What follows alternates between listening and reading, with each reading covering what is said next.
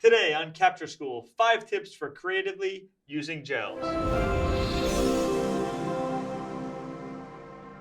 All right, welcome back to Capture School. I'm here with Scott.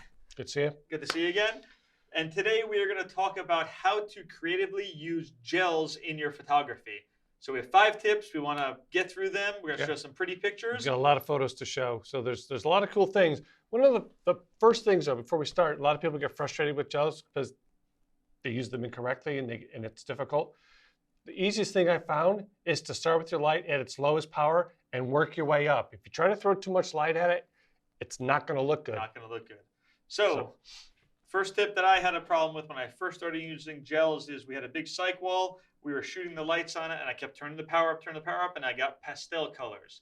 So use darker backgrounds. They are better. So as you can see on the screen here, you get that deep red. Yes. So great shot. The red is just boom. And it's like black background. Black background. Black, thunder gray, anything dark. Even this fashion gray that's behind the TV here will take color better than a white or something like that. Yep, absolutely.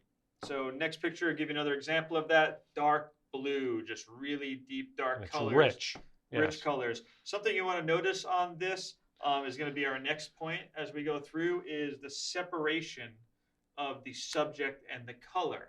You don't want, in all cases, this color to spill onto your subject. That's true. And ruin the picture. Very true. So tip number 2, separate your client and the background. So as you see this one, the background is lit with several different gels. It's a Savage backdrop. We lit it up with a couple different colors, but there is no color on Michelle there. So separate that background. It looks awesome. You get a perfectly lit front. Yep. And a cool lit background. Cool lit background. Yeah, very creative. Another example there. The background doesn't make a difference. So the last one was a Savage background. The first ones were Savage paper. This is one of our metal backgrounds that's built into the studio. Yep. But nothing's reflecting even off onto her. There's no edge lights that are blue or anything like that. It's a little bit down here on the dress, but it's silver on silver. And distance is what gets you that. Distance between the subject and the background. And you can notice that on here, the backdrop is a little out of focus.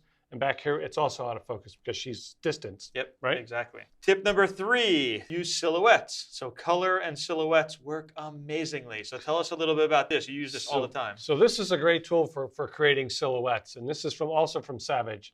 And this is called Translim. And what's Translim? Translim is plastic instead of paper, but it's translucent and it's balanced. It's a good white. It's a white. And so you punch color right through it, or you could punch regular lights right through it. I use it in my product photography all the time because it diffuses light. Yep, and there's 3 different variations. And as you'll see, when you diffuse colored gels through this, it's really amazing.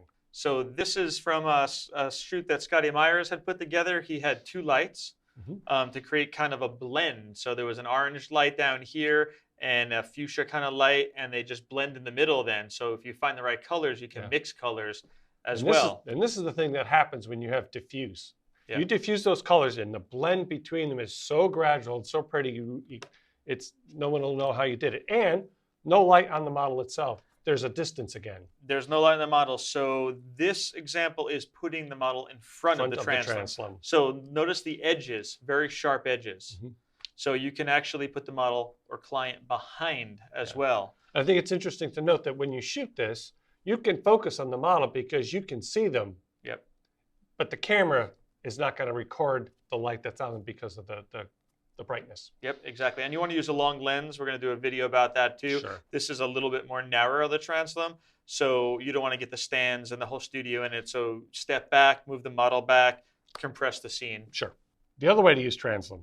So this doesn't have gels, but when you put the model behind the Translim and the light, you get a cool Halloween effect. Yeah.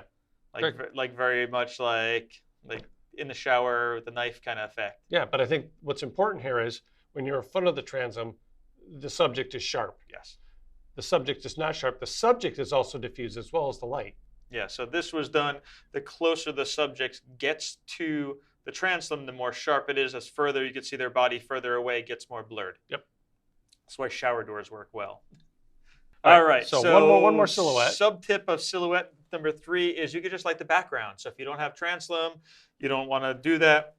This is just our garage door next door. Now the chance you take with this is you can see some detail popping through because some of that light, unless you really block it off, is going to spill back Yeah. on. So the transom does give you that separation. You can still get a great silhouette with just a wall. Yeah, which was just a wall. Yeah. Yeah.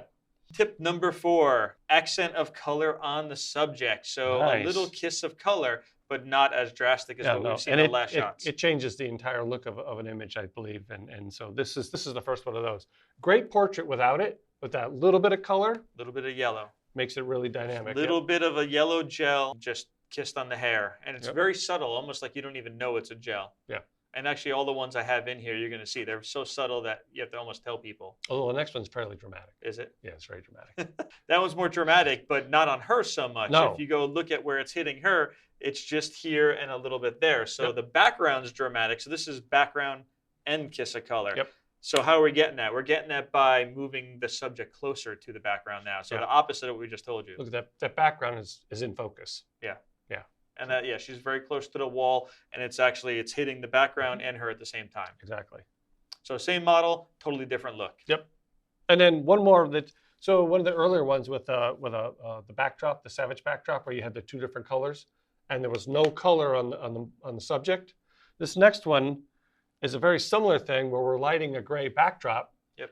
But we're getting some of that blue light on the edges. Yeah, so this is a Savage canvas backdrop, and we're lighting the backdrop, but we also let a little bit spill onto her arm. Because she's close. Arm, a little bit on the hair, a little bit of the face, but it's not totally covering, it's not draping her in color. That's correct.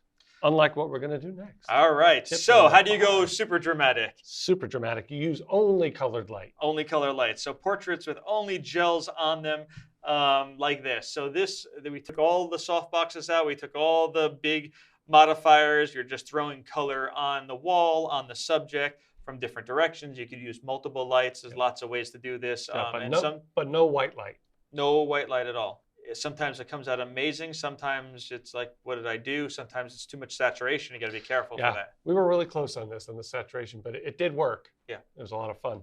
So, and you'll see this with concert photography. If it's too saturated in the reds and the blues, you start to lose the detail in the image. So you got to be careful. Yeah, and oftentimes when I'm doing these concerts, that kind of thing, I'll set an exposure for the white light and not change it for the colored ones. Yeah. Still comes out because you still want blacks in there as well. Yeah. And that's exactly what this was. So We had white light on her. We shut it off and continued to shoot. And the sky's the limit with this stuff. You could do whatever you want. There's no rules. Oh, At yeah. this now, you're breaking all the rules, but you know the rules, but you're breaking them. You're like, I'm You gonna know how to break them. Yeah. So it's a pretty cool shot with Yep. Julie. And then this is from one of our model shoots. And it doesn't look so great on the screen. I know it's not blown out on there, right? So it's Now we'll put it up in front of us so you can see it so better, yeah. cross light. So it's cross light coming across and hitting from both sides. So you're getting like a 3D effect with the next couple shots there. Yep. Also hitting the background in this. Yes, And then the next one you're going to see without the background. without the background. Yep. So this is similar effect with the Savage RGB light. Yep. RGB. Oh yeah, this was continuous LEDs. Yes. Yep, continuous. We were testing the Savage RGB light that they just came Yep. out with. It's an LED light, and we had the wand on one side and the other one, so your ISO goes up, but you can get similar effects, which again, kind of meant to be a 3D glasses look from like a throwback to that. Sure. So again, totally lit. And as he turned his head in all the shots, totally Everything different look. changed. Everything changed. So he's yeah. looking into it now, so you're getting just a line of red here, but as he turned towards me, you would get like split lighting, you get totally different looks from each shot. And the lights didn't move, just him. Yeah. All right, so the biggest tip of all of this is get creative, have fun. There's no wrong way of doing it. You know, just watch your exposures. The only wrong way would be totally blow it out so there's no detail in the skin, but have fun with it, enjoy it, try the translim, try this portraits, try the kiss of light. Use the darker backgrounds. Your success rate will go up through the top. And like you said, start off real low Low on the power. and go up. So there's your tip. Go out and have some fun with gels out there. Show us what you got. Post some comments. Tell us what you've done that's been creative. And we'll see you next time.